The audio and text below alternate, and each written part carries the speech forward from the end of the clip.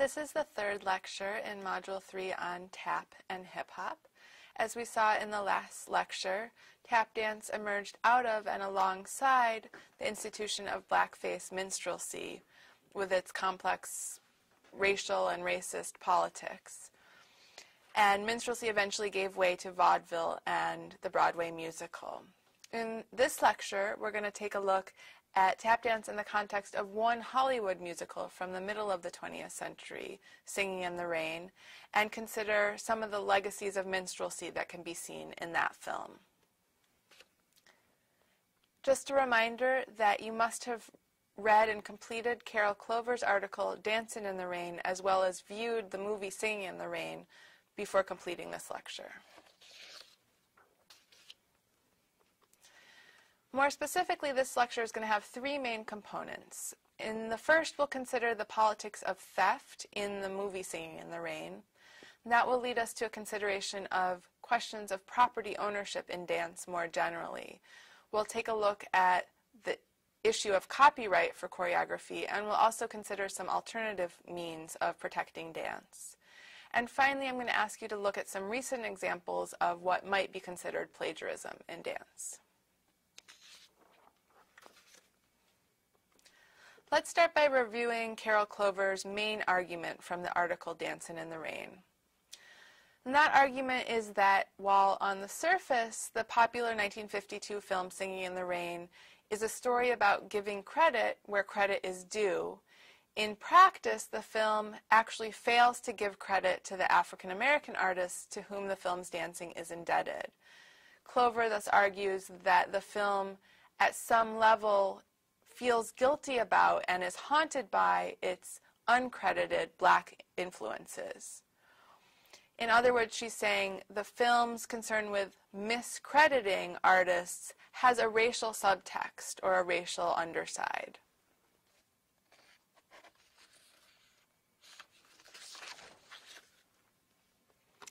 I wanted to sort of talk you through how Clover goes about building that argument.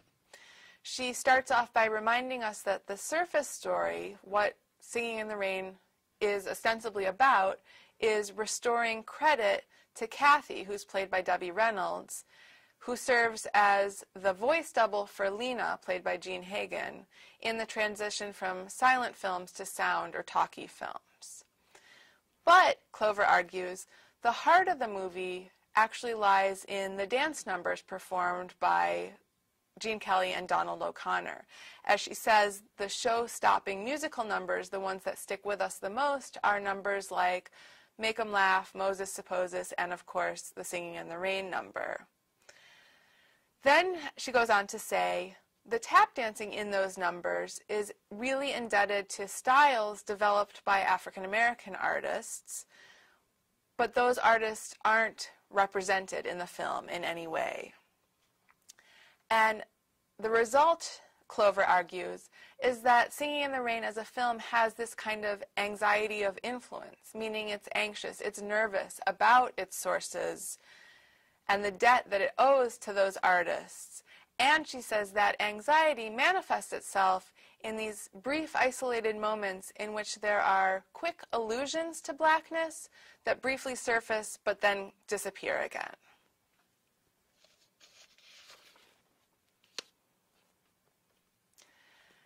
Now, Clover's reading owes a lot to what scholars call psychoanalytic theory.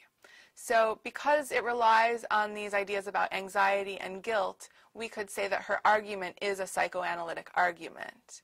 And just to give you a taste of what psychoanalytic theory might say about this idea of anxiety and guilt, it's that when we disavow or deny something, we often feel guilty about it. And that thing that we're disavowing or denying often comes back to haunt us in some way. And that can be known as the return of the repressed. And an extension of that psychoanalytic line of reasoning is that it can be applied not just to humans, but to forms of cultural production as well. So if humans can feel guilty, so too can cultural products like films. So the upshot of all that is that we need to pay attention not only to what's there on the surface of a story, but also to the subtext, what's there just beneath that surface story, peeking through and giving us clues to some underlying meaning.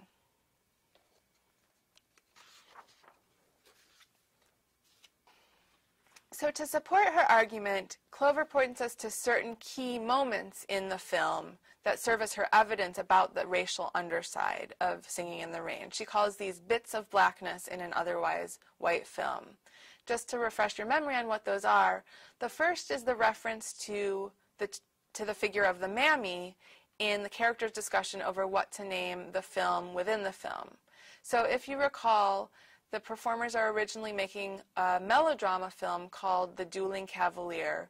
They decide that they need to add sound and they want to turn it into a musical, and they're debating what to name the new musical. And Cosmo, the character played by Donald O'Connor, briefly suggests that they name it The Dueling Mammy before they settle on what they ultimately call it, The Dancing Cavalier. And Clover's point is, what's this reference to Mammy doing in this discussion, in this film? And as you'll remember, Mammy is one of the stock figures from Minstrelsy. And as Clover also points out, the first sound film was from 1927, was called The Jazz Singer, and in it, a performer named Al Jolson performed in blackface and sang a song about Mammy. So Clover sees this moment as this fleeting reference to this history of blackface. The second moment she talks about is when Donald, played by when Gene Kelly's character is on the film set and he passes by one of his friends who's dressed in black paint and is performing the role of a cannibal dancer in a separate film. And Kelly walks by and says, "Hiya, Maxie." And again, there's this random blackface performer in the middle of this movie set, which Clover points to as this second example of the presence of blackface in this movie. Again, a fleeting reference. And the final moment that Clover calls our attention to is the actual street setting for the famous Singing in the Rain number. As Clover points out, the setting for that, the tap dancing on a street corner, was actually part of an African-American tradition of tap dance, not so much a Euro-American tradition of tap dance. So especially that idea of a tap dancer performing on a street corner under the watchful eye of the policeman is more part of a tradition of African-American tap dance. So Clover calls this Gene Kelly's dancing in a quote-unquote black space.